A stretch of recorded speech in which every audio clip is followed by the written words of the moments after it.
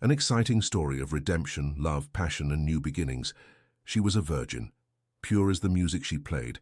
He was a dark millionaire, accustomed to possessing everything, even souls. But after their first night together, she discovered something that made her want to run away forever. Watch this story until the end. You will be surprised by this story. If you like love stories, romance, subscribe to this channel, leave your comment. Every day we post videos like this. Continuing. Silence had always been Emily's refuge. Even now, sitting on the worn bench of the upright piano that occupied almost half of the tiny living room in her East Village apartment, she found peace only when her hands glided over the yellowed keys. The instrument had belonged to her mother, Helen, who once dreamed of playing at Carnegie Hall. Today, Helen was hospitalized at Mount Sinai, fighting against a brain tumor that grew silently, like everything bad that happened in their lives. Emily closed her eyes and let her fingers find the notes of a Copland sonata on their own. The music sprang from her like water from a spring, pure and inevitable. At 25, she had never played professionally. She had never had a boyfriend. She had never even kissed someone with true desire. The vow of chastity that her father, Pastor Samuel, had imposed on her before mysteriously disappearing when she was 15, still echoed in her mind like an invisible chain. Her cell phone vibrated on the open sheet music. It was Mark from the events agency. "Emily, I have something for you. A private event tonight. Lawrence Davidson's house. Do you know him?" She knew the name from the newspapers. Lawrence Davidson, 40 years old, one of the richest men in America, heir to a fortune built in agribusiness, expanded to mining and, according to rumors, laundered through businesses that no one dared to openly question. His face appeared in the business pages, always serious, always impeccable, but also in the society columns surrounded by stunning women who seemed to last only a short time by his side. "How much does he pay?" asked Emily, her voice hoarse. Her mother's surgery cost $80,000. The health insurance had denied coverage. $5,000 for a 2-hour performance. Emily swallowed hard. It was more than she earned in 3 months, giving private piano lessons to spoiled children from the Upper East Side. "I accept." "Great, it's at his mansion in Westchester County, formal attire, and Emily." Mark hesitated. "Be impeccable. This man doesn't forgive mistakes." 2 hours later, Emily was on the train that would take her to Greenwich, wearing the only formal dress she owned, a simple black one she had bought second-hand at a Soho thrift shop. Her hands trembled slightly, not from professional nervousness. She knew she played well, knew her music had the power to transport people. What unsettled her was something more primitive, an intuition whispering that this night would change something fundamental in her life. Lawrence Davidson's mansion was a modern palace nestled in the woods of Westchester County. High walls, electronic gates, cameras everywhere. The driver who picked her up at the nearest train station was a silent man with a scar on his face who observed her through the rearview mirror with eyes that seemed to catalogue every detail of her. The main hall of the house left her breathless. 6-meter-high ceilings, huge windows that overlooked an artistically illuminated garden. In the center, a Steinway grand piano worth more than 10 apartments like hers. Scattered throughout the space, about 30 guests chatted in small groups. All elegant, all prosperous, all seeming to inhabit a world Emily knew only through magazines. "You must be the pianist." The deep voice made her turn. Lawrence Davidson was a few steps away from her, more imposing in person than in photos. Tall, dark hair with a few grey strands at the temples, green eyes that seemed capable of seeing through people. He wore a navy blue tailored suit, and there was an aura of power around him that made the air seem denser. "Emily Mayers," she replied, extending her hand. He held it for a few seconds longer than protocol required. His hands were large, calloused, despite his evident wealth, hands of a man who had built things with his own strength. "Lawrence, pleased to meet you."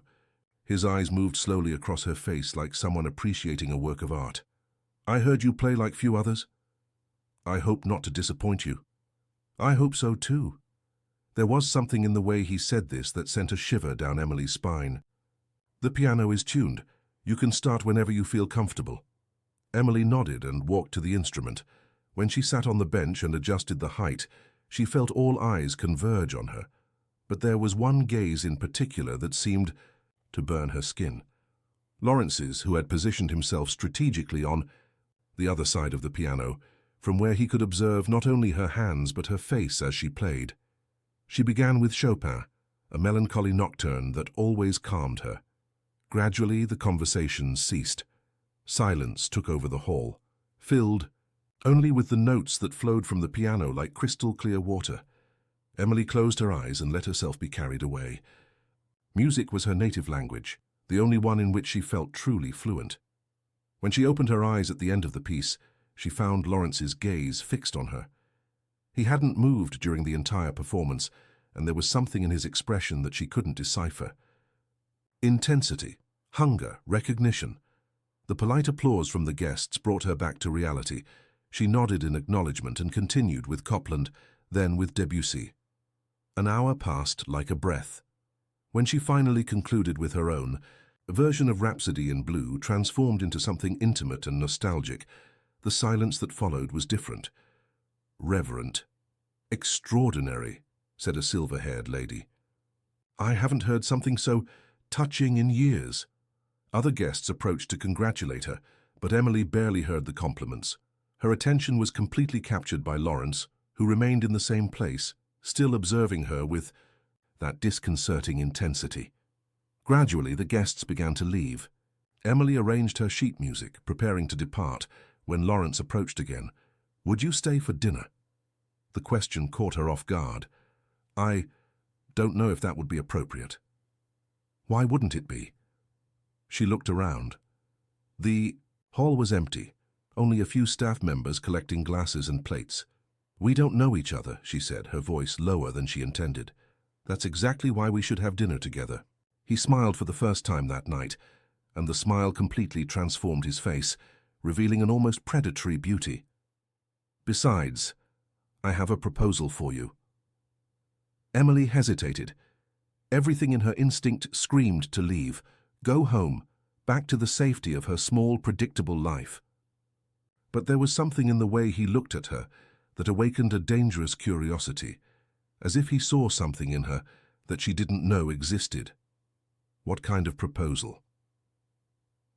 Have dinner with me and find out.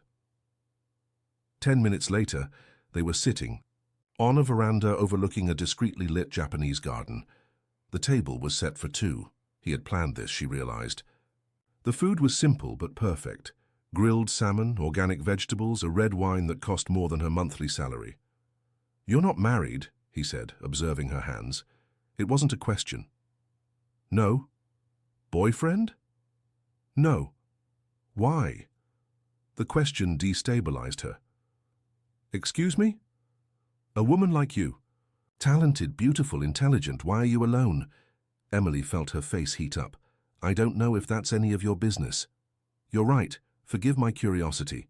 He took a sip of wine, without taking his eyes off her.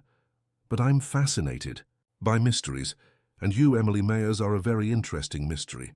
I'm the most ordinary person in the world. I completely disagree. He leaned slightly forward. Your music? It tells a story of someone who has never been truly touched. Am I wrong? His words hit her like a punch to the stomach. How could he see this? How could he perceive something she herself barely admitted? I don't know what you're talking about. I know you do. He smiled again, but this time there was something almost cruel in the smile. Your music is virgin, Emily, pure as spring water. That's what makes it so devastating. She stood up abruptly, knocking over the wineglass. I think I'd better go. Sit down. His voice wasn't loud, but it carried an authority that made her instinctively obey. Please, he added more softly. Emily sat down, her heart beating rapidly. What is your proposal? She asked, surprising herself with her own courage.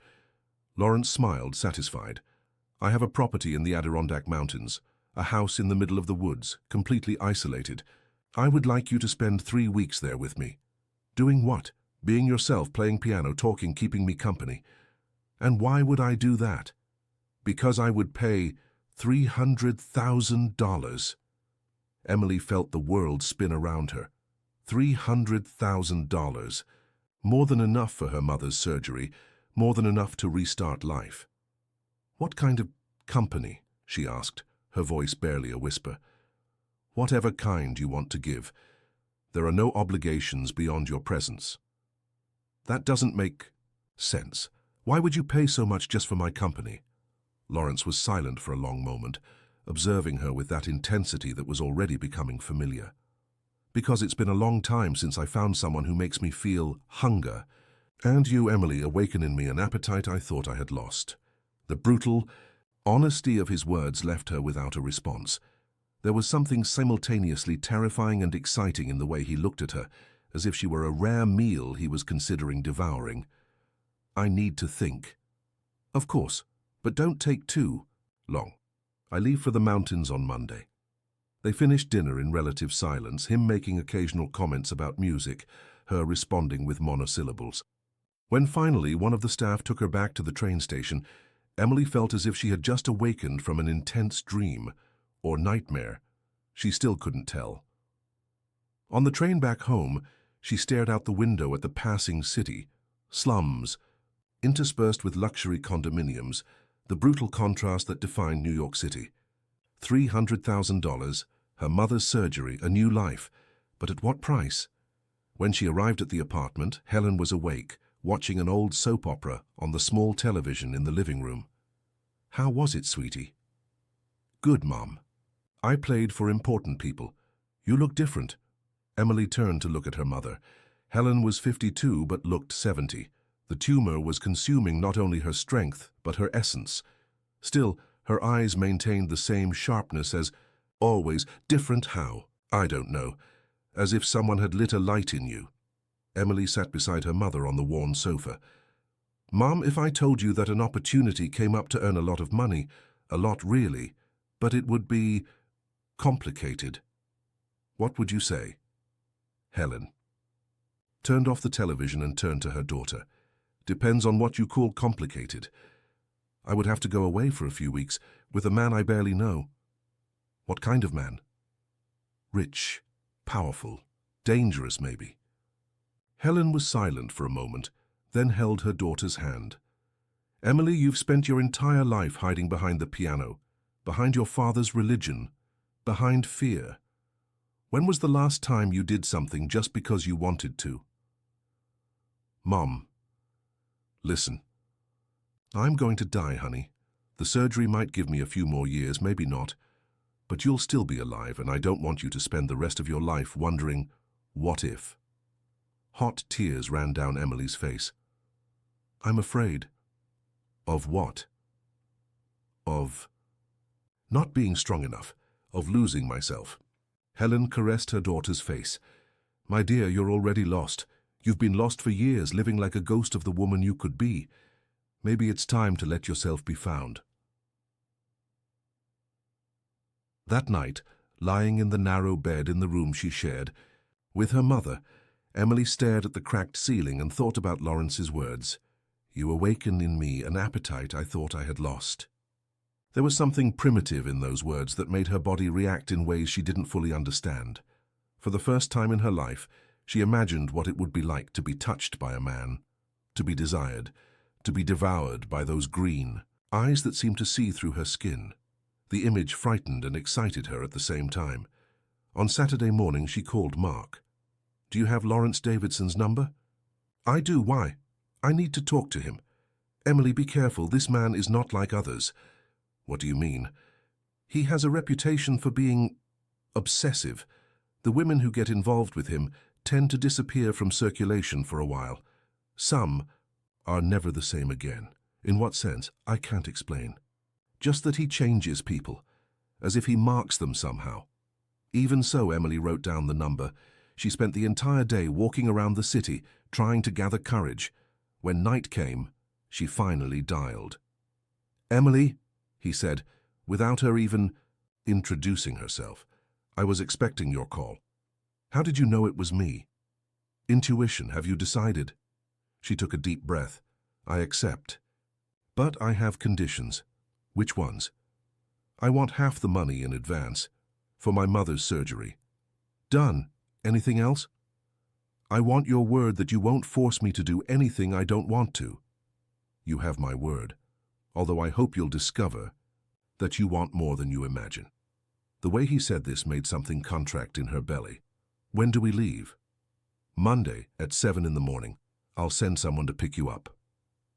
Lawrence? Yes? Why me? Why not one of those stunning women who always appear with you in magazines? There was a long pause on the other end of the line. Because they have been touched by many men, Emily, and I have a very specific taste for things untouched. The call ended, leaving her with the phone in her hand and a strange sensation in that she had just signed a contract with the devil himself, but a devil who paid $300,000 and who made her feel alive for the first time in 25 years. Sunday was a blur of preparations. She admitted her mother to the hospital, talked with the doctors, packed a small suitcase with her few decent clothes. Helen watched her with a mixture of worry and pride. Are you sure about this, honey? No, Emily answered honestly, but I'm going to do it anyway. Then you're growing up, said Helen, smiling. Finally. On Monday morning, at 7 o'clock sharp, a black car stopped in front of the building. The same sullen driver from the first night. Emily said goodbye to her mother with a long, tight hug, as if it were the last time they would see each other. Take care, girl, Helen whispered in her ear. And remember, sometimes the only way to find yourself is by getting lost first. The car glided through the morning traffic of New York City, then onto the highway, heading toward the mountains. Lawrence was sitting next to her in the back seat, impeccable even at 7 in the morning, reading something on his tablet. He wore casual clothes, dark jeans, white shirt, but even his casual clothes seemed to cost more than Emily's annual salary. Nervous? He asked, without raising his eyes from the tablet. A little. It's natural. You're about to discover things about yourself that you never imagined existed. What do you mean?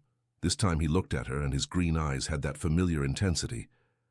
You've spent your entire life repressing your true nature, Emily. In the next 3 weeks, I'm going to help you awaken it. And if I don't like what I discover... He smiled, and there was something almost predatory in the smile. You will. I'm absolutely certain.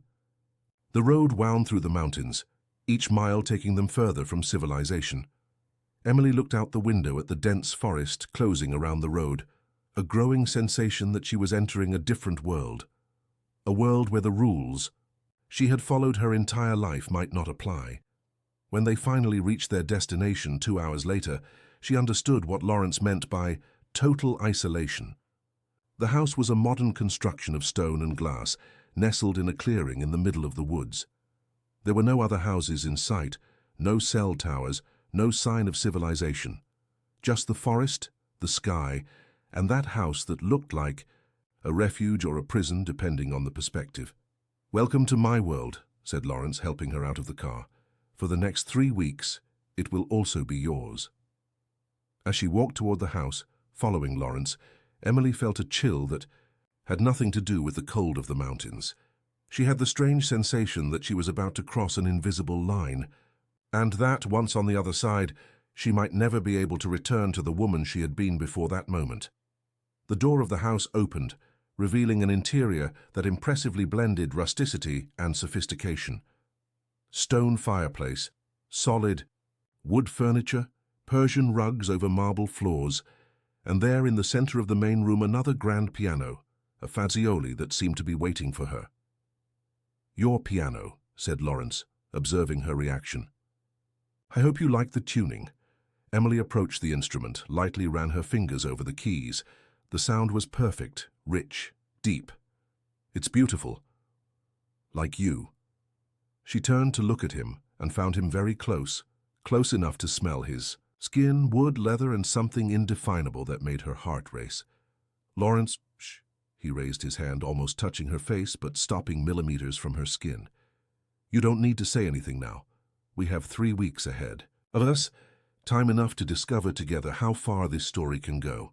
And there, In the golden half-light of that room, isolated from the world, with the promise of 3 weeks of dangerous discoveries echoing between them, Emily understood that her life had definitively divided into 2 parts. Before and after, that moment. Before and after Lawrence Davidson. What she didn't yet know was whether the after would be her salvation or her ruin. The first night in Lawrence's house was an exercise in controlled tension. He guided her through all the rooms on the ground floor, the gourmet kitchen equipped with imported appliances, the library with shelves that went from floor to ceiling, filled with books in English and other languages she couldn't identify, the living room with the stone fireplace where logs already crackled in orange flames. Each space was impeccable, as if it had come out of the pages of a decorating magazine, but there was something too cold, too impersonal, like a setting assembled to impress, not to be lived in. "Your suite is on the 2nd floor," he said, climbing, a solid wooden staircase, whose steps made no sound under his feet. I personally chose every detail. The room he had prepared for her took her breath away, stone walls interspersed with glass that gave a view of the forest, a king-size bed with sheets that seemed made of silk, a bathroom with a sculpted marble bathtub. But what impressed her most was the upright piano strategically positioned facing the window. It wasn't just any instrument. It was an Austrian Bosendorfer, small, but with perfect sound. "For when you want to play just for yourself," explained Lawrence, observing her reaction. "There are moments when music needs to be intimate, don't you think?" Emily ran her fingers over the keys, drawing out a few loose notes. The sound was crystalline, each note sustained by the natural acoustics of the room. "It's perfect," she murmured. "Like you." She turned to face him. He was standing in the doorway, leaning against the frame, and the way he watched her made her stomach contract in a way she couldn't name. It wasn't exactly desire, at least not as she imagined desire should be. It was something deeper, more disturbing. As if he were cataloguing her, memorizing every detail of her for some purpose she couldn't guess. "Dinner will be served at 8, he said. "Dress as you wish. Here you don't need to impress anyone." After he left, closing the door softly behind him, Emily let herself fall into the armchair near the window. Her mind was in turmoil.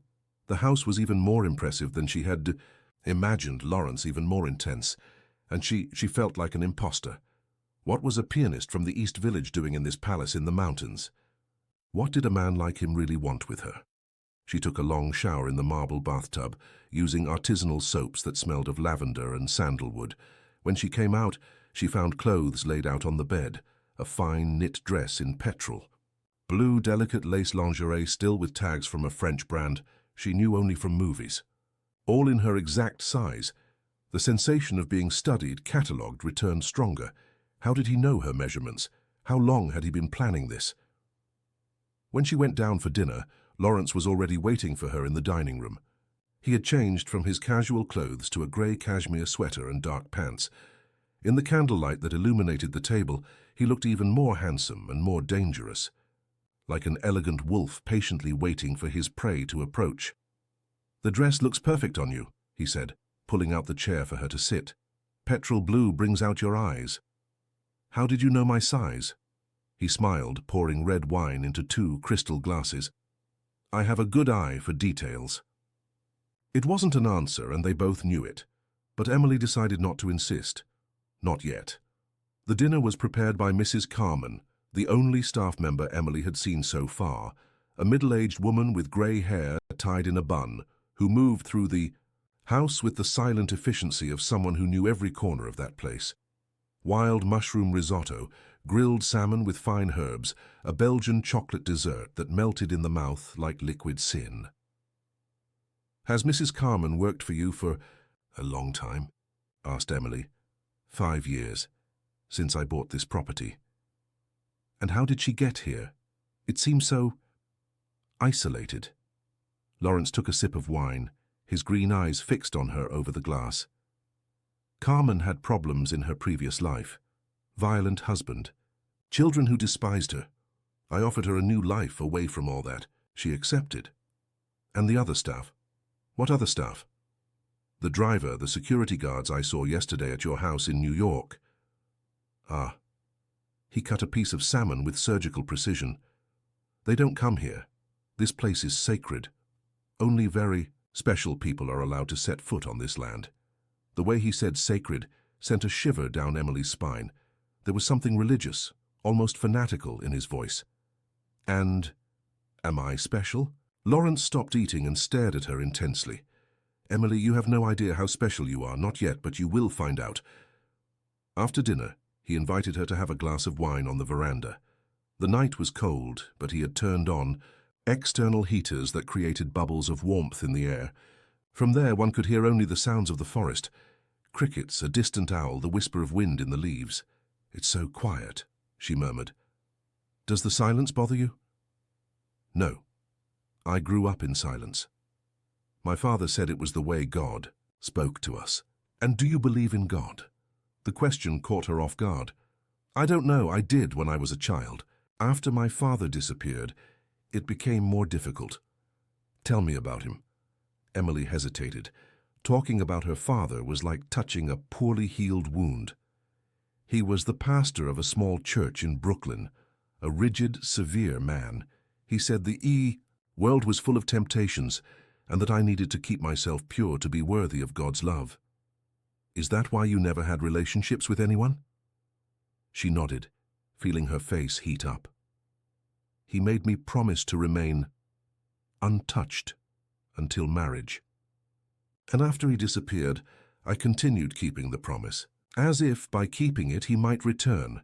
Lawrence leaned forward, moving closer to her. "And now, do you still feel bound by that promise?" The question carried a weight she didn't know how to bear. "I don't know."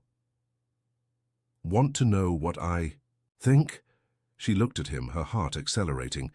"I think you used that promise as an excuse not to take risks, not to discover who you really are when you're not hiding behind religion or the piano."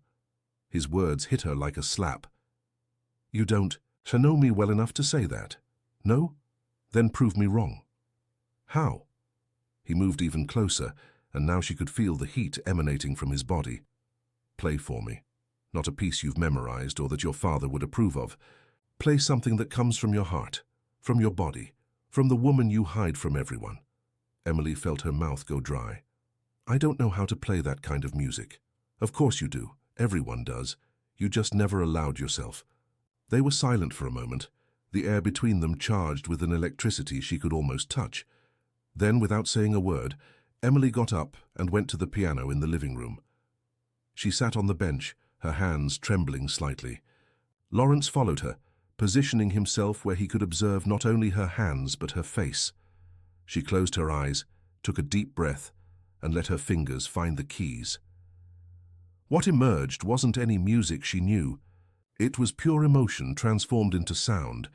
It began slow, melancholy, like a lament. Then it gained intensity, urgency. Her hands moved over the keys as if they had a life of their own, drawing out notes she didn't know existed inside her. It was sensual without being vulgar, desperate without being pathetic. It was the music of a woman who had spent 25 years hiding and finally had the courage to show herself. When the last notes faded into the air, she opened her eyes. Lawrence was motionless, his green eyes fixed on her with an intensity that almost burned her. "My God," he whispered, "Then that's it, that's exactly it." "What?" He approached slowly, like someone approaching a wild animal that might flee at any moment. The real woman, the one who was hidden beneath all that repression. He stopped right in front of her, so close that she had to tilt her head back to look him in the eyes. "May I touch you?" The question was simple, but she knew it wasn't simple at all.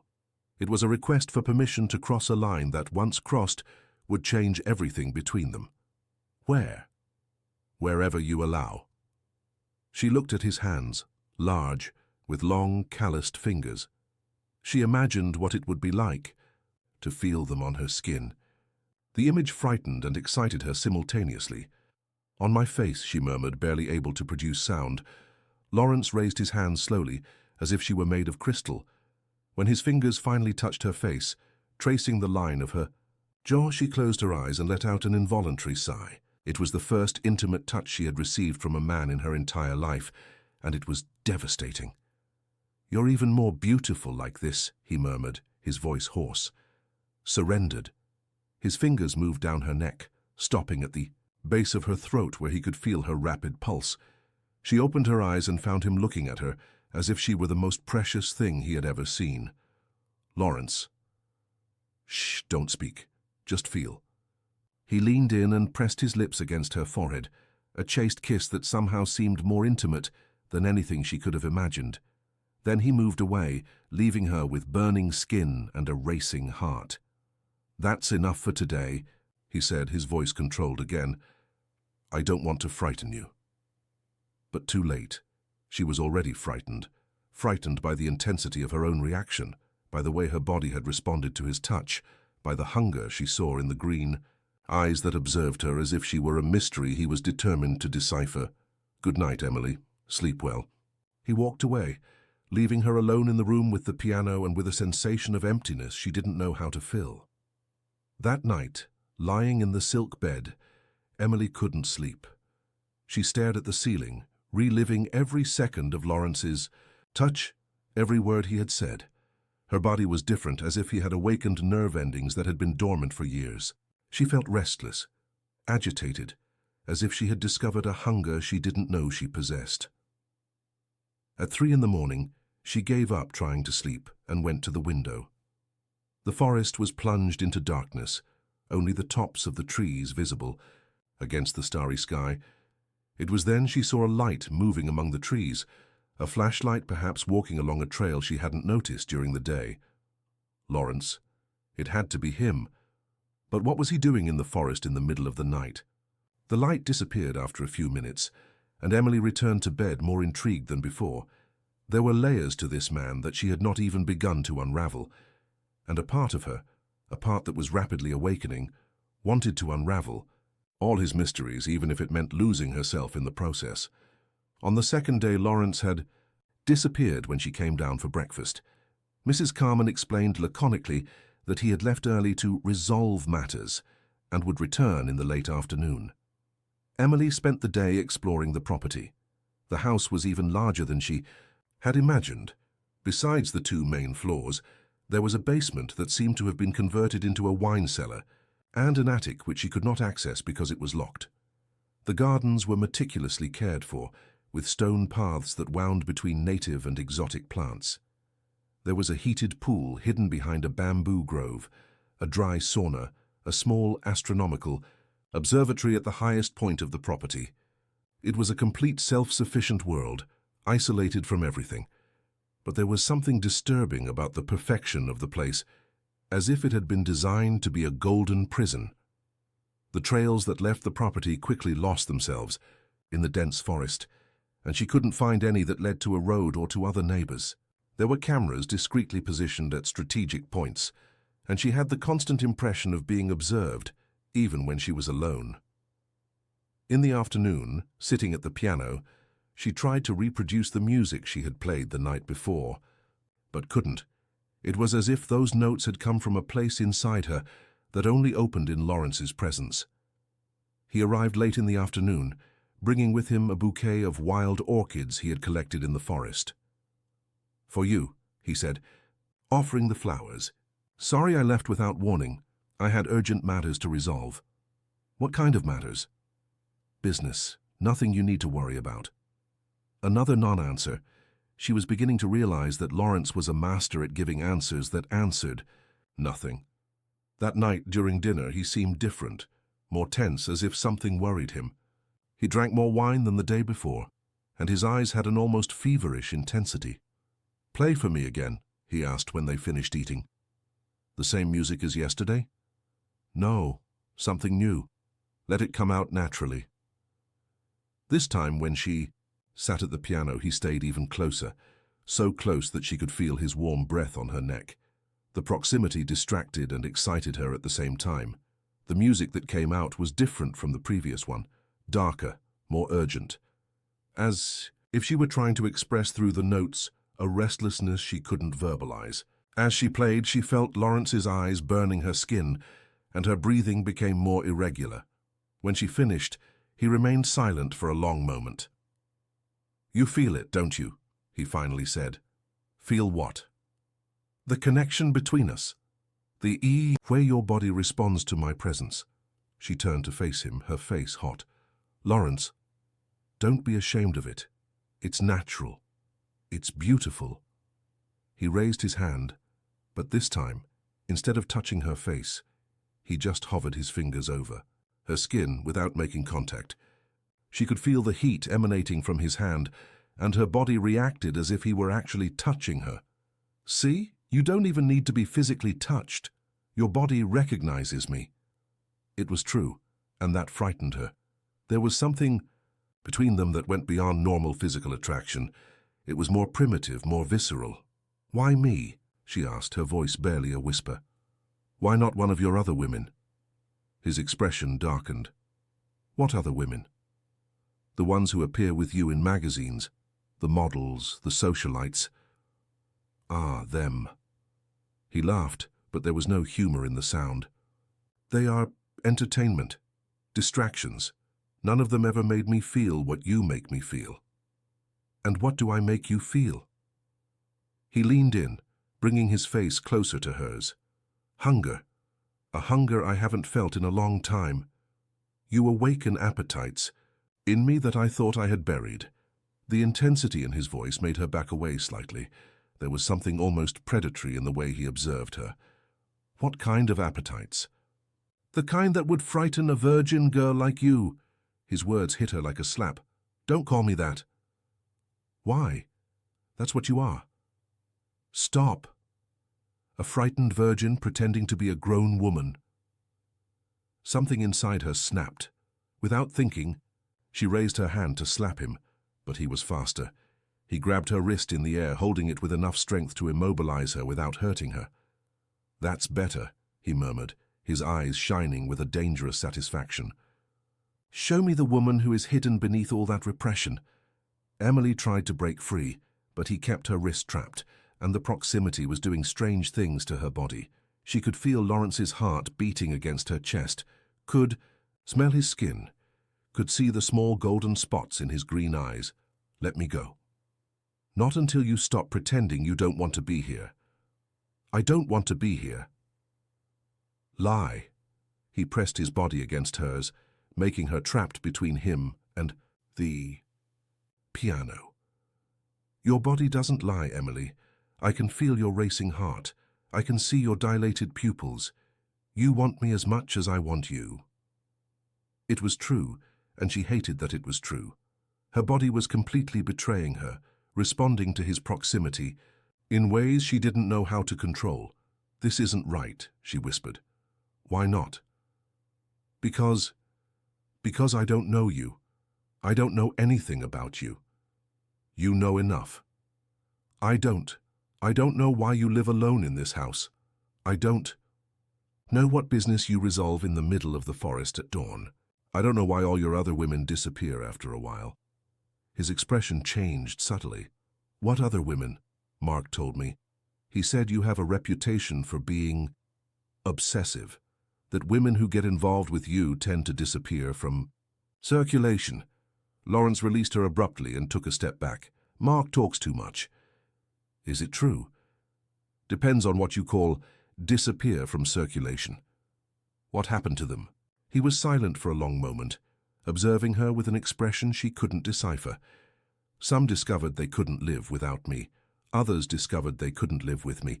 Either way, their lives changed, irreversibly. The brutal honesty of the response made her back away. And which do you think would be my case? He smiled, but there was something almost cruel in the smile. I don't know yet, but I'm eager to find out. That night, Emily locked the door to her room. Not that she believed he would try to enter without permission. Strangely, she trusted that he would keep his word not to force her to anything.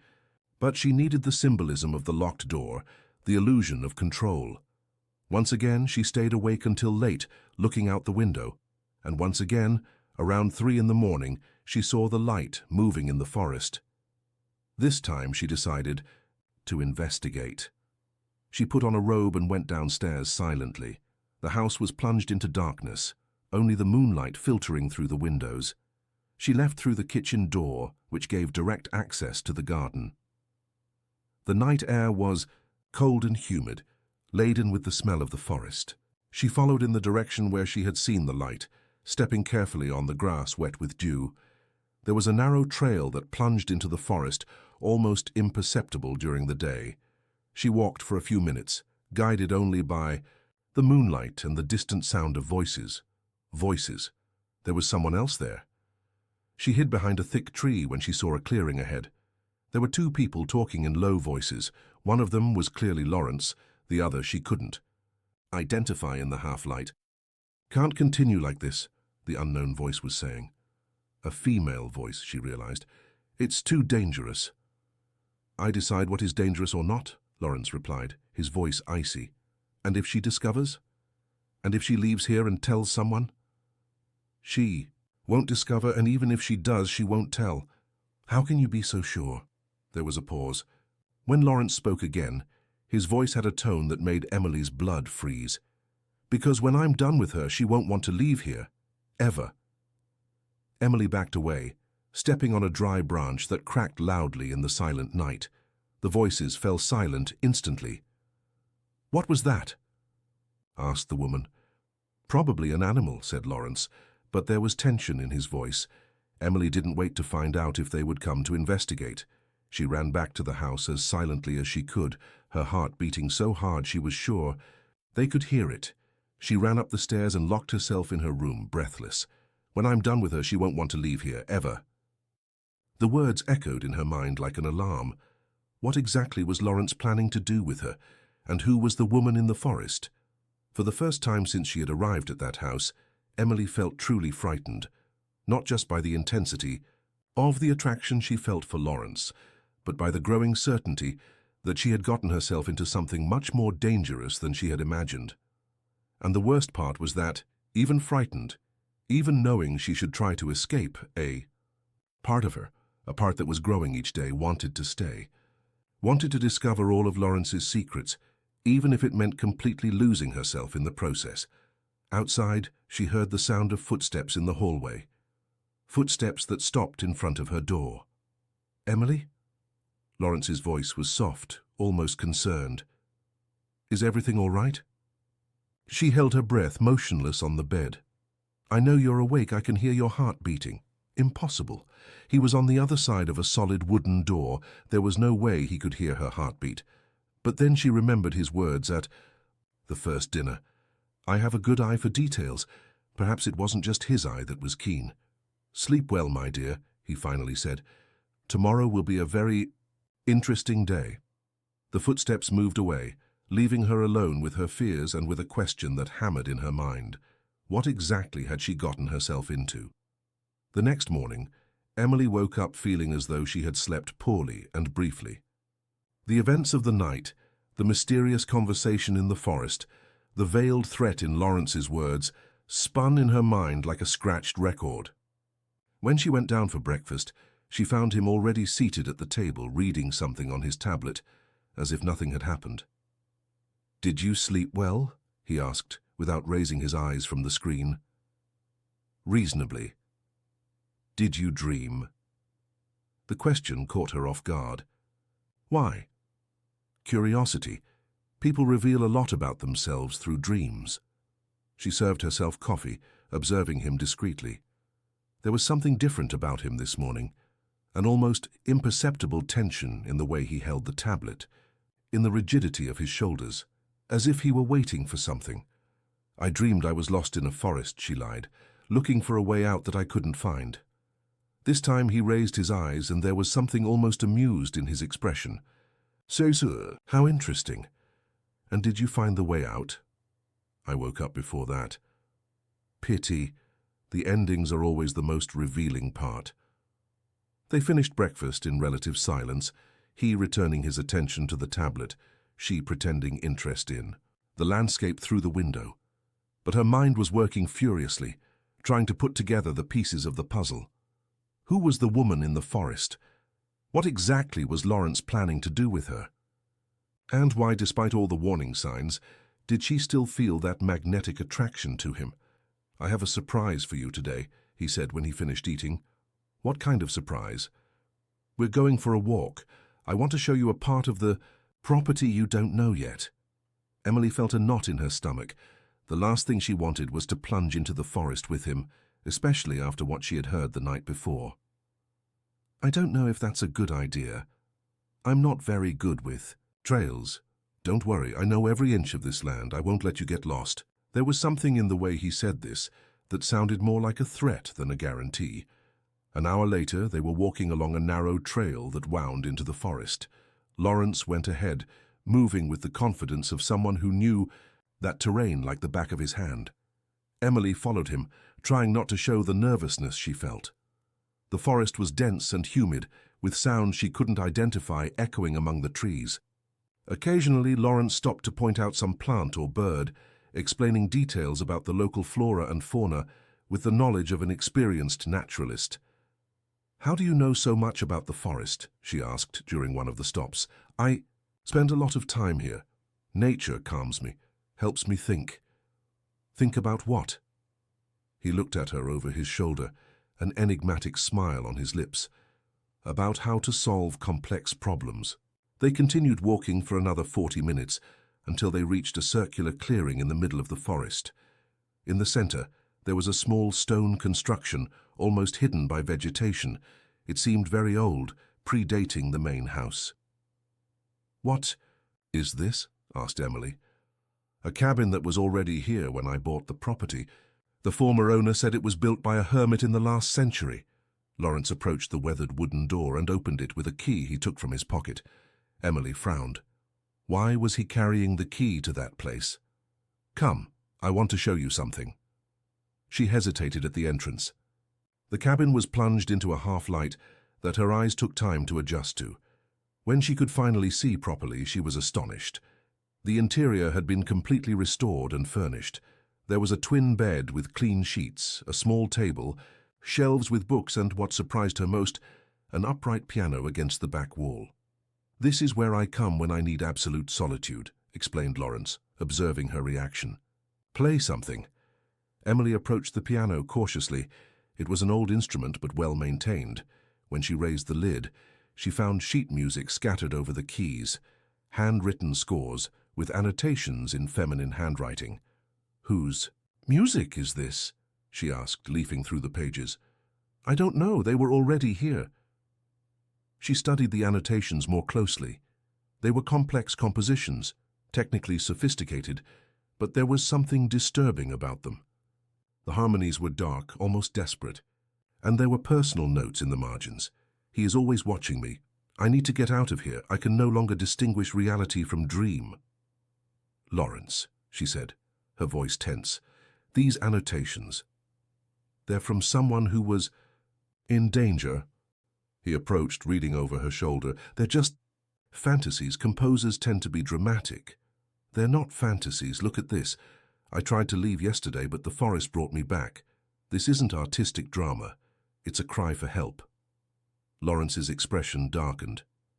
"You have a very active imagination, Emily. Who wrote this?" "I said I don't know." "Lie." She turned to face him. "You know who wrote it, and you know what happened to her." For a moment they stared at each other in tense silence. Then, to her surprise, Lawrence smiled. "Very well, you want to know the truth?" She nodded, although a part of her began to doubt if she really wanted to. "These scores are by Isabella Kennedy. She was a pianist, like you, very talented. She lived here with me for a few months, 2 years ago." "What happened to her?" "She discovered she couldn't live without me, and she also discovered she couldn't live with me." "That doesn't answer my question." Lawrence moved closer, forcing her to back up until she was against the piano. "Isabella was like you, Emily, virgin, repressed, frightened of her own sexuality. I helped her discover herself, to free herself. But she couldn't handle the intensity of what she felt. Where is she now?" "In a better place, I hope." The evasive answer made her feel a chill of fear. Did she die? To the outside world, yes. To herself, that's more complicated. "What does that mean?" Lawrence raised his hand, tracing the line of her face with his fingers. "It means that some people, when they discover who they really are, decide to leave their previous lives behind, completely. Are you keeping her prisoner? He laughed, but the sound had no humor. Prisoner? No, Emily. Isabella is here by her own choice, just as you are. I can leave whenever I want. Can you? The simple question made her freeze. She had assumed she could leave at any time, but she had never tested that premise. The property was isolated, without neighbors, without means of communication. The driver who had brought her worked for Lawrence. How exactly would she leave if he decided not to let her go? Of course I can, she said, trying to sound more confident than she felt. Then go. What? If you really believe you can leave whenever you want, go now. The trail we followed to get here continues into the forest and leads to the main road. It's only 5 miles of walking. Emily looked through the small window of the cabin. The forest stretched in all directions, dense and threatening. 5 miles through that closed vegetation, without a map, without a cell phone, without any means of asking for help if she got lost. Are you afraid? Asked Lawrence, his voice soft but with a hint of scorn. No. Then why don't you go? She faced him defiantly. Because I haven't finished what I came here to do. And what did you come to do, Emily? The question caught her off guard. What had she really come to do? Earn the money for her mother's surgery, certainly. But there was something more, something she could barely admit to herself. To discover who I really am, she murmured. Ah, he smiled, satisfied. Now we're getting to the point. Without warning, he kissed her. It wasn't the chaste kiss of the first night, but something voracious, desperate, as if he had been holding that hunger for days and finally released it. Emily was paralyzed for a moment, then responded with an intensity that surprised her. The kiss was deep, exploratory, and awakened sensations she didn't know existed. Her body pressed against his instinctively, and she could feel the male reaction against her belly. The physical proof of his desire left her dizzy with excitement and fear. When they finally separated, both were breathless. Isabella also reacted like this the first time, he said, his voice hoarse. The same desperate hunger, as if she had been dying of thirst her entire life. The mention of the other woman was like a bucket of cold water. Emily pushed him away, moving back. Don't talk about her while you're kissing me. Why not? You're very similar. We're not similar at all. No, both talented pianists, both repressed virgins, both with a religious father who mysteriously disappeared.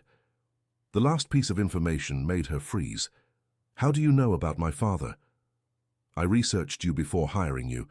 I investigated your entire life, Emily. I know about Pastor Samuel, who disappeared when you were 15. I know about your mother's illness. I know about every piano lesson you gave, every performance you made, every man you rejected.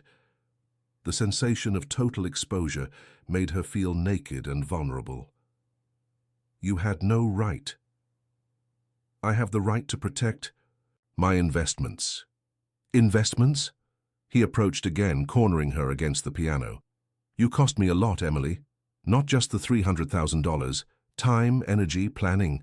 I can't afford to choose wrong. Choose wrong for what?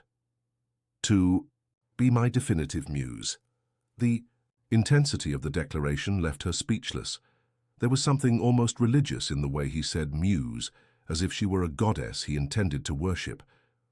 I don't want to be your muse. I just want to play piano and return to my life. What life? He laughed cruelly. A life of private lessons for spoiled children, of concerts at wedding parties, of masturbating alone, thinking of men you never had the courage to meet. The vulgarity of the words made her blush violently.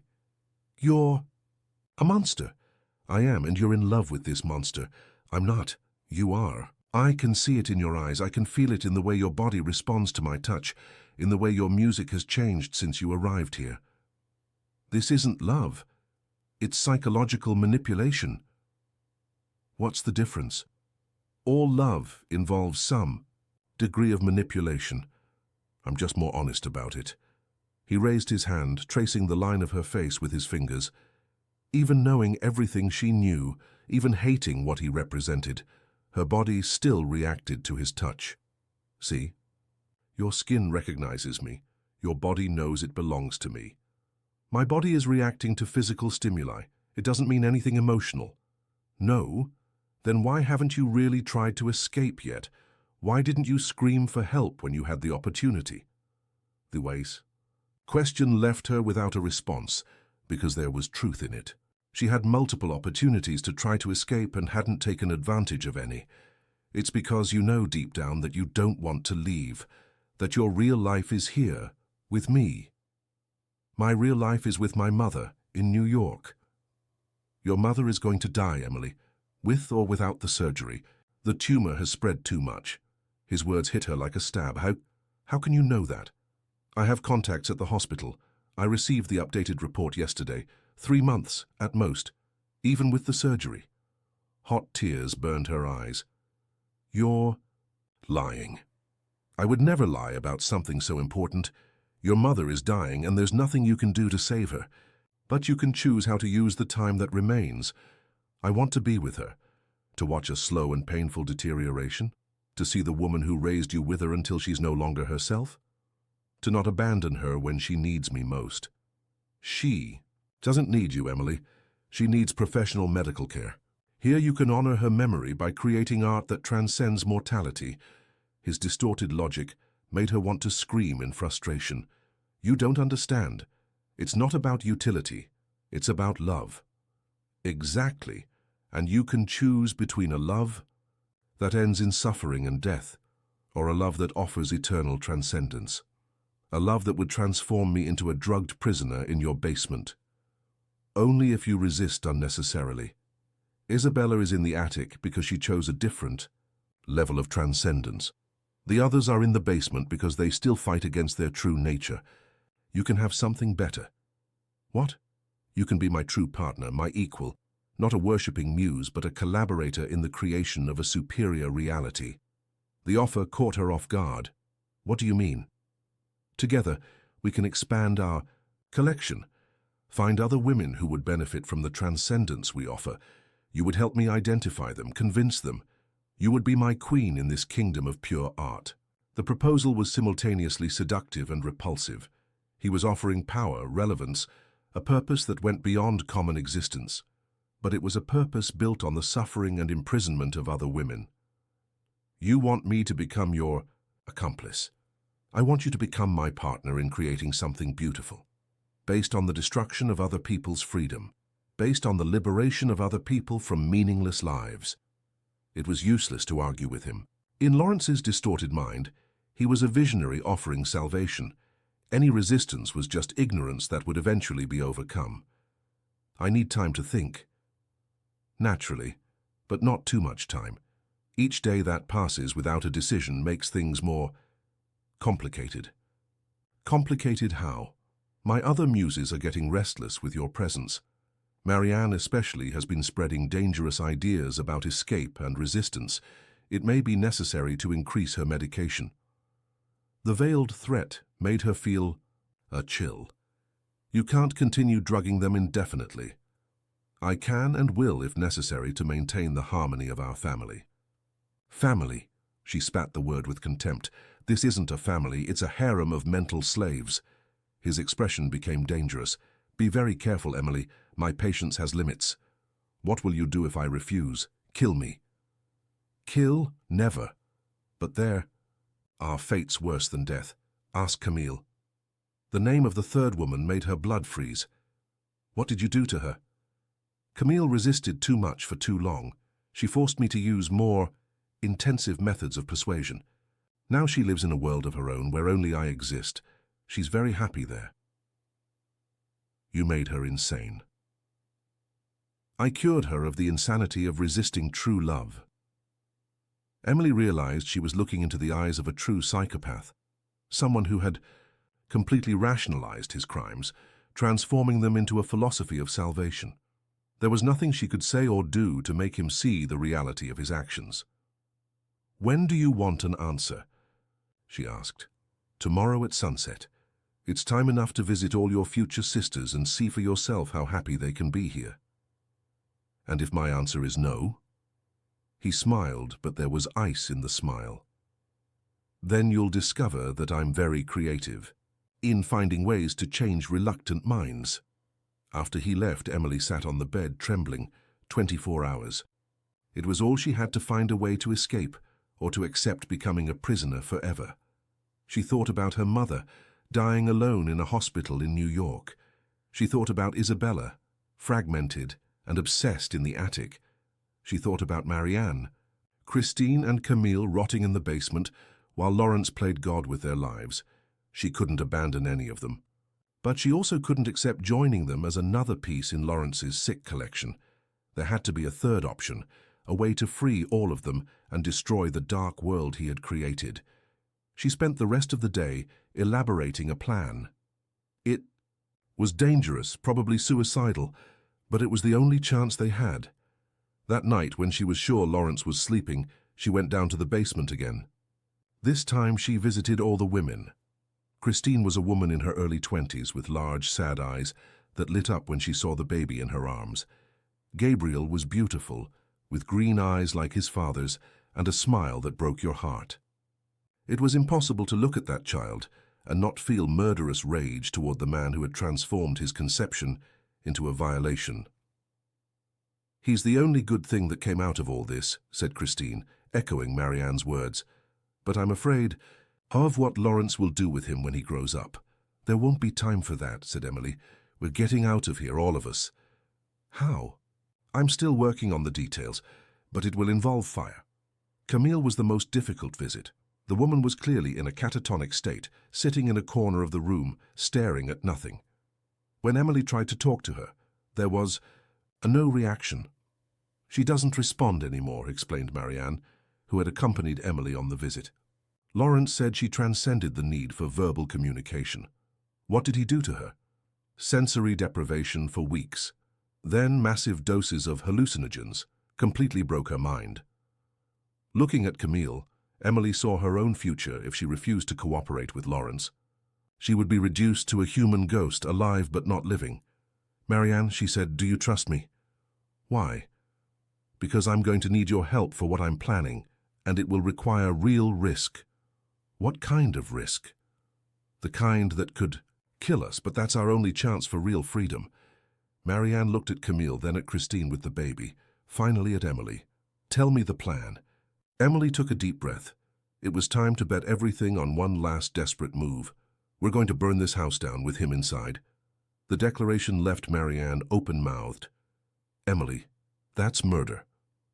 "It's self-defense. He's already killed who we were before. Now he's planning to kill who we still can be. I won't let that happen. And if we can't escape before the fire spreads, then at least we'll die free." Marianne was silent for a long moment, weighing the options. "What do you need me to do?" And so in the damp basement of an isolated house in the mountains, two prisoner women began to plan their revenge against the man who had stolen their lives. It was a plan born of desperation, tempered by anger, and executed by the one thing Lawrence had never managed to completely break in them, the will to be free. The next day would be decisive. Either they would gain their freedom, or they would A. die trying. Either option was better than the alternative of becoming living ghosts in a psychopath's collection. When she went up to her room in the early hours of the morning, Emily took one last look through the window at the forest that had kept them prisoners. Tomorrow night, she would discover if the woods really had supernatural powers, or if it was just another lie in the web of manipulations Lawrence had woven around them. Either way, war had been declared, and she intended to win. The next day dawned with an oppressive stillness in the air. Emily had barely slept, her mind racing with the details of the plan she had concocted with Marianne. It was simple but desperate. Wait until Lawrence was asleep. Douse strategic points of the house with alcohol from his well-stocked bar, set it ablaze, and escape with all the women and the baby during the ensuing chaos. The hardest part would be getting Isabella down from the attic, as they would need to somehow get the key from Lawrence without raising suspicion. But as Marianne had pointed out, even a flawed plan was better than no plan at all. When Emily came down for breakfast, Lawrence was waiting for her with an unsettling smile. "Good morning, my dear. Did you sleep well?" "Not really," she answered honestly. Thinking about our conversation yesterday, I imagine. Yes. And have you reached a decision? Emily forced herself to meet his gaze steadily. I want to see them first. All of them. Including Isabella. His eyebrows rose slightly. Isabella is delicate. Meeting someone new might upset her. If you want me to consider your offer, I need to understand what I'm getting into. Completely. Lawrence studied her face for a long moment, as if trying to decipher her true intentions. Finally, he nodded. Very well, we'll start with the basement. After lunch, I'll take you to Isabella. An hour later, they descended the stairs to the basement together. Emily struggled to mask her anxiety as Lawrence led her down the corridor she had secretly explored the night before. He opened the first door on the right, revealing Marianne sitting on her bed reading a book. Marianne, my dear, we have a visitor. Marianne looked up, her face carefully blank. If she was surprised to see Emily with Lawrence, she didn't show. Hello, she said quietly. This is Emily, Lawrence said, our newest family member. Potential family member, Emily corrected. I haven't decided yet.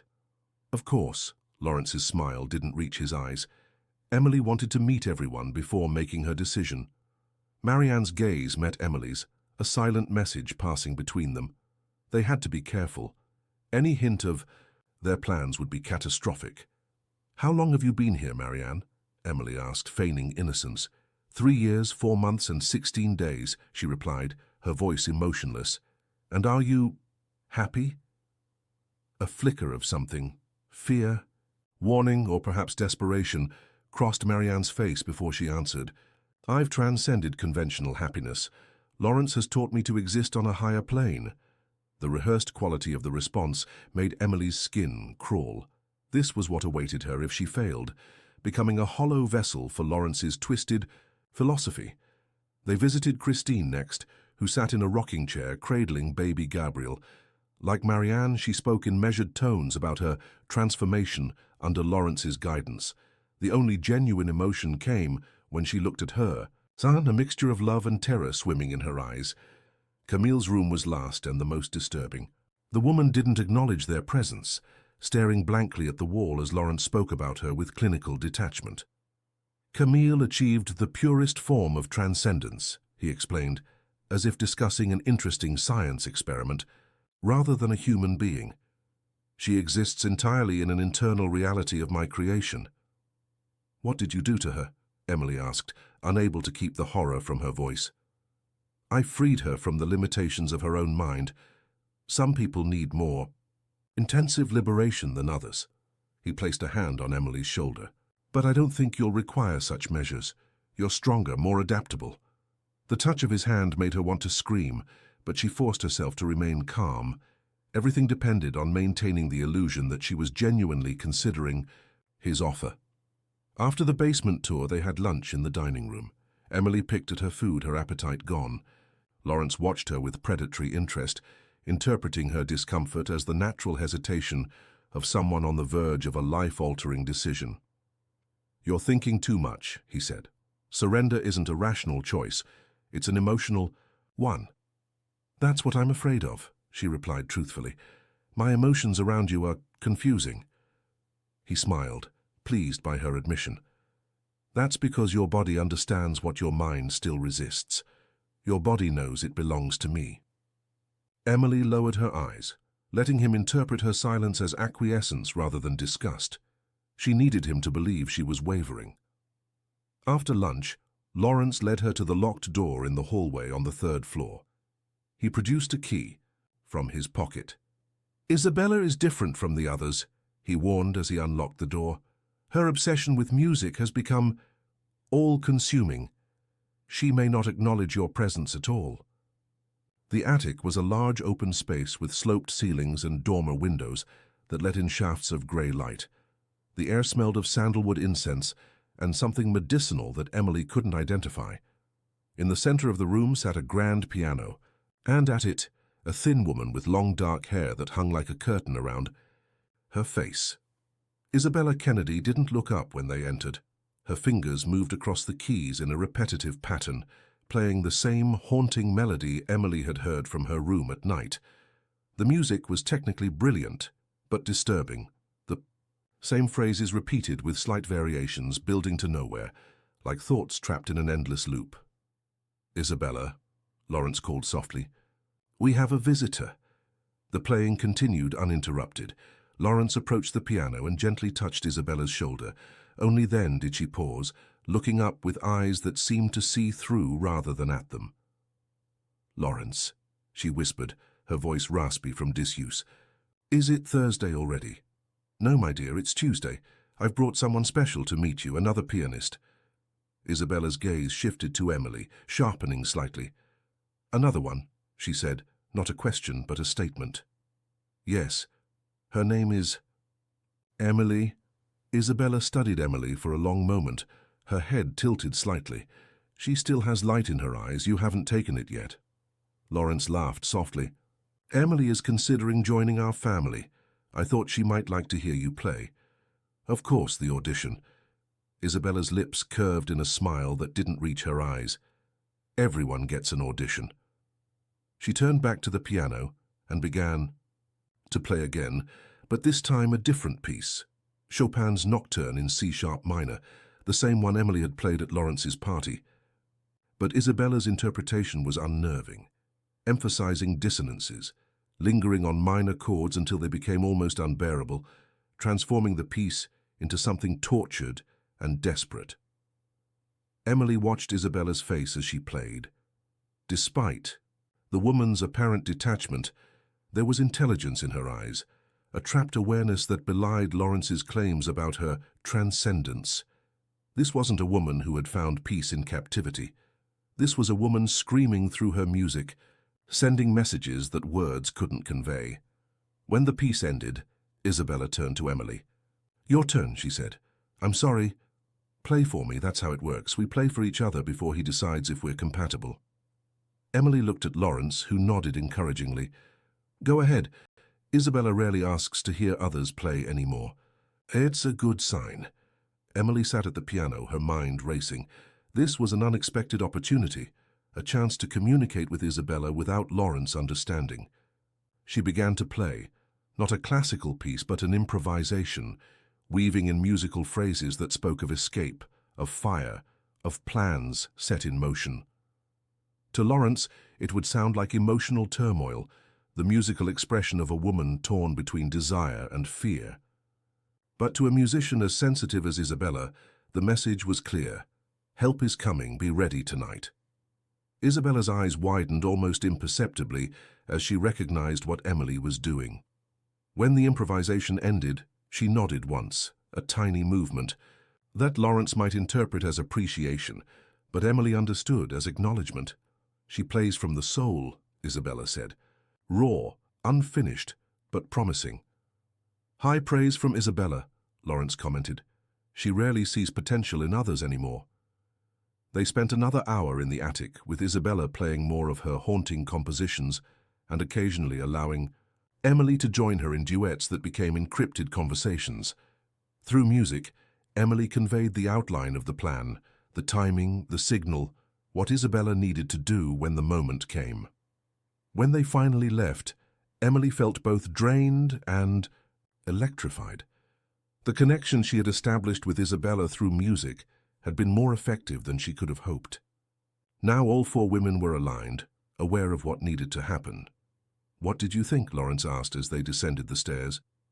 "She's extraordinary," Emily replied truthfully, "but also broken."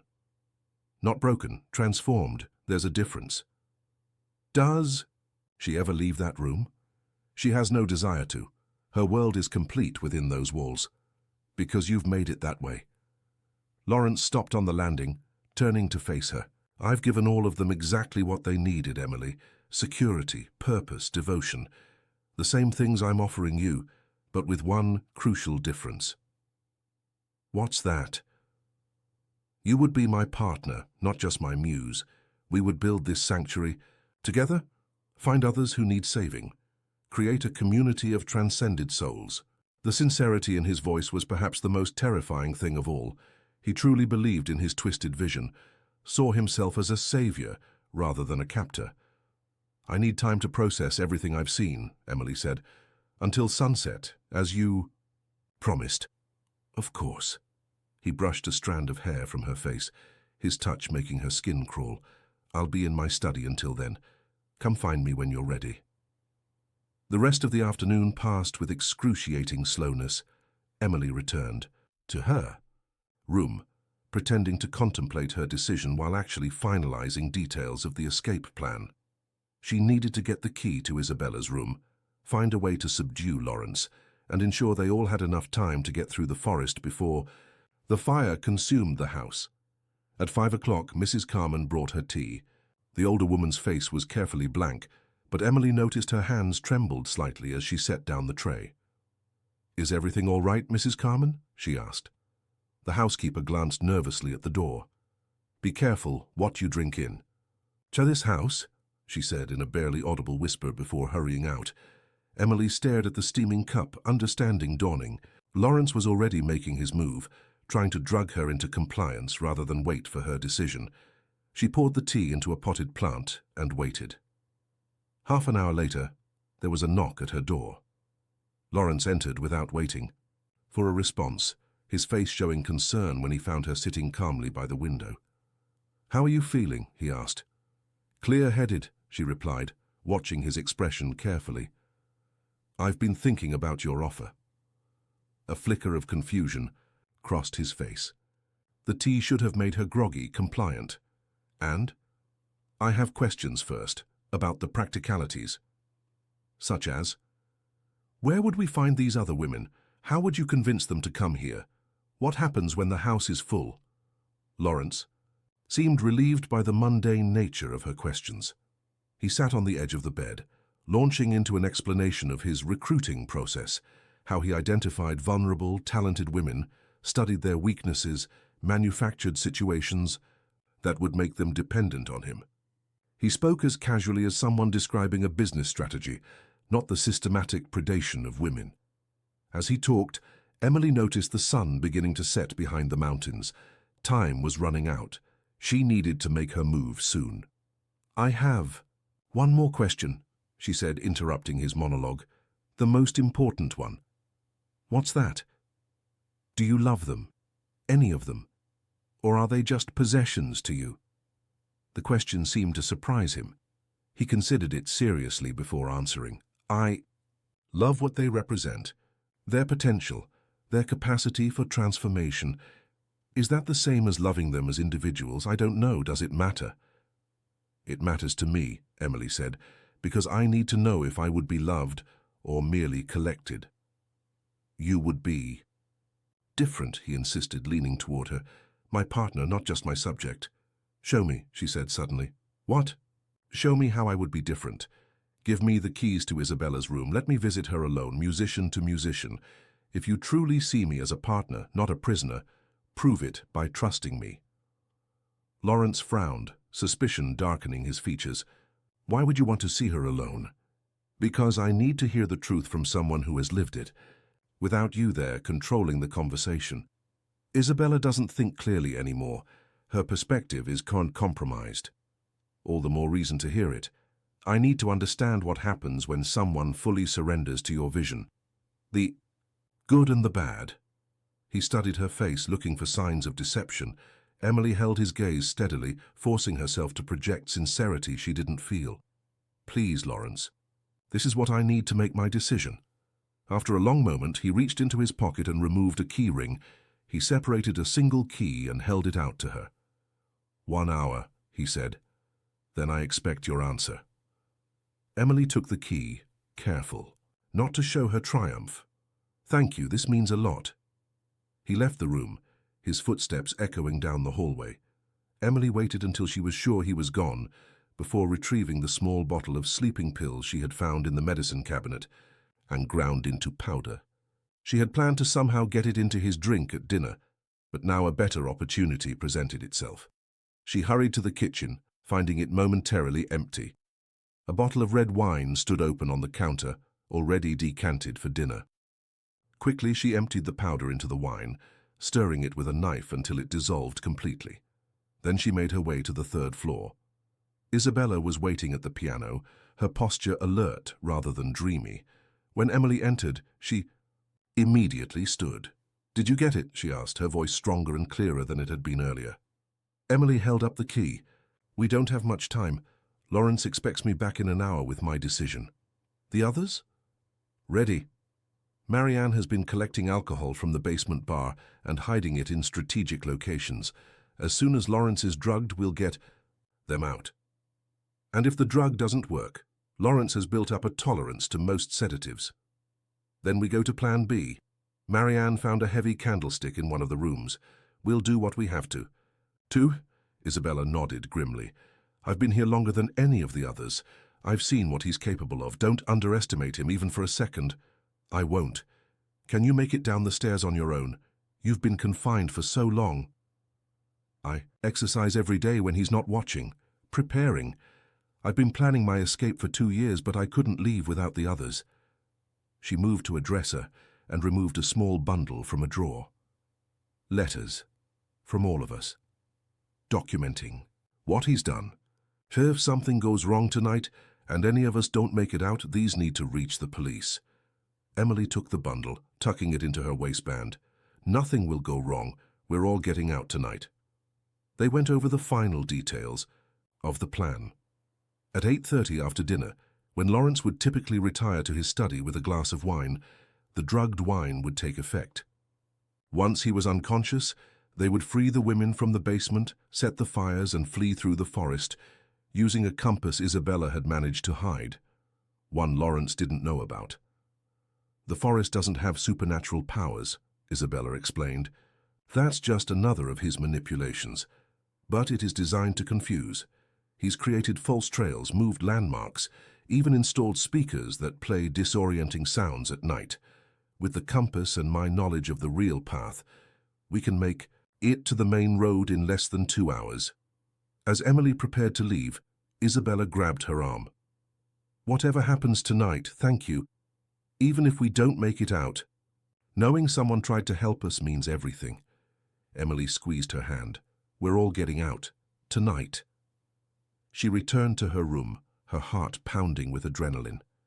Now came the hardest part, getting through dinner without giving away their plans. She changed into the dress Lawrence had left for her on the first night, a symbolic choice she hoped would put him at ease, make him believe she was leaning toward accepting his offer. At 7:30, she descended to the dining room. Lawrence was waiting, dressed more formally than usual in a dark suit. The table was set elegantly with candles and flowers, a celebratory atmosphere that made her stomach turn. "You look beautiful," he said, pulling out her chair. "I take it as a good sign that you chose that particular dress." "It seemed appropriate," she replied, forcing a smile, "for a significant evening."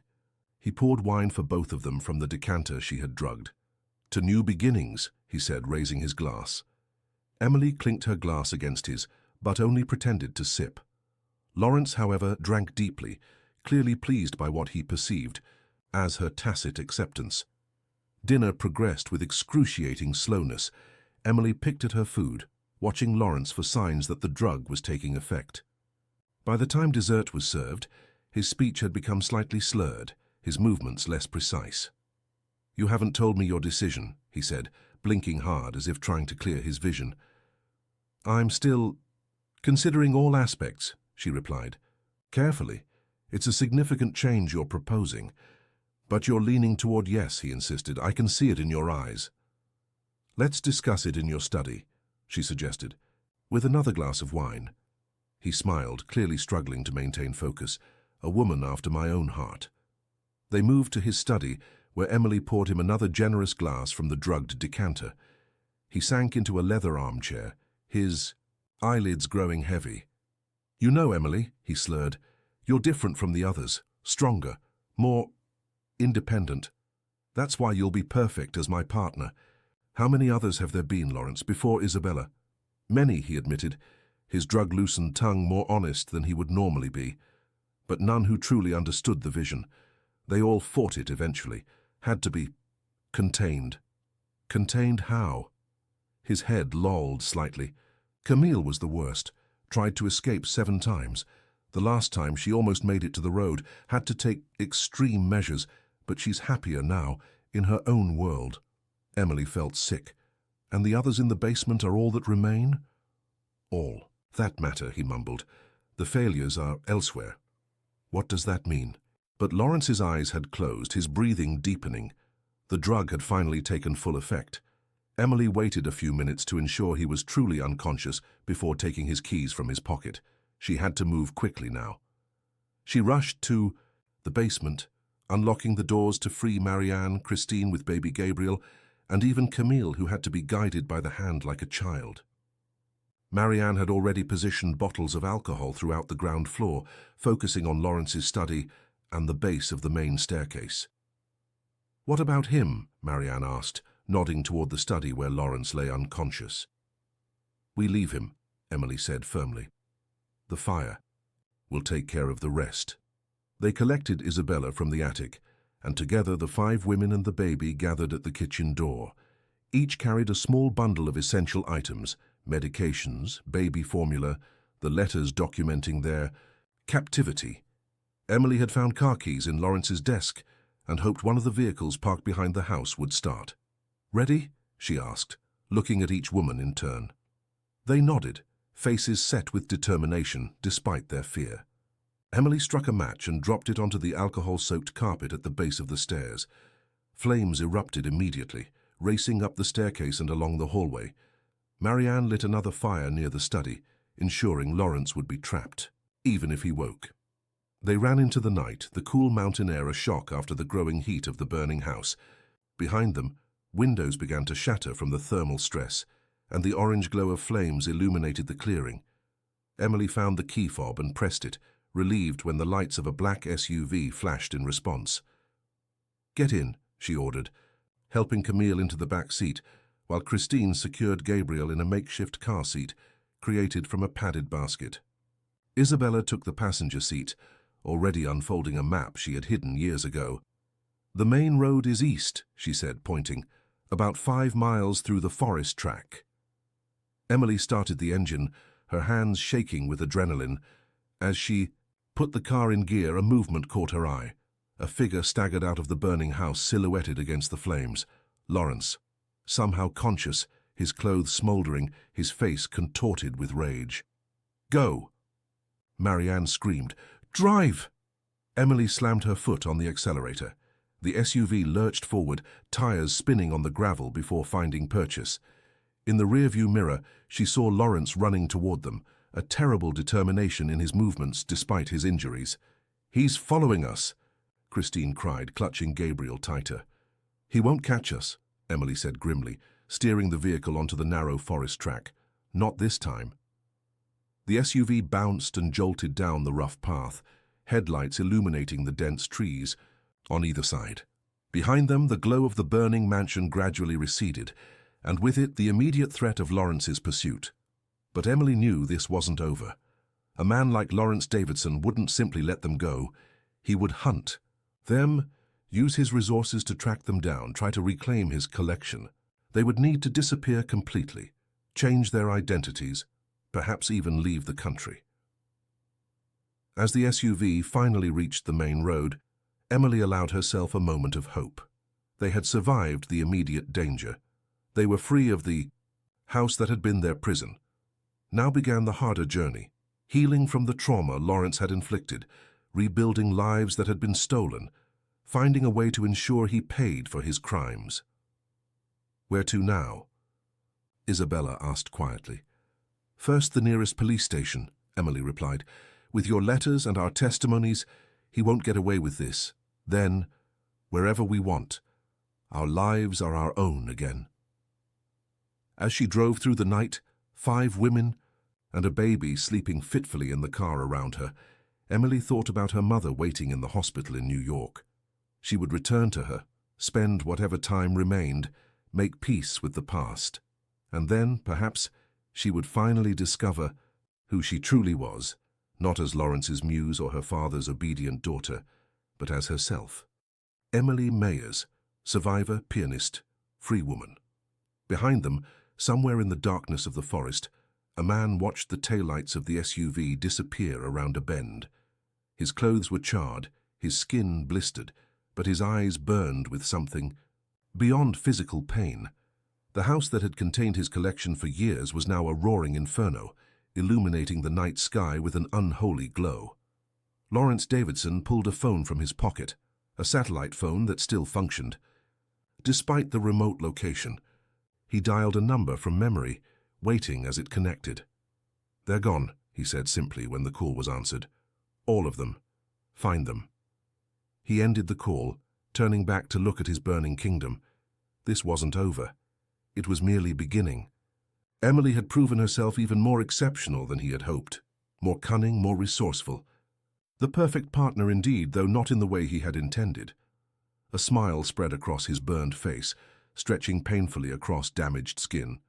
She would learn, as would the others, that escape was merely the first step in a longer game. His collection might be scattered, but it was still his, always his. In the distance, sirens began to wail, emergency vehicles responding to the remote fire. Lawrence melted back into the forest. By the time they arrived, he would be gone, like a nightmare that retreats at dawn but lingers in the corners of consciousness, waiting for darkness to fall again.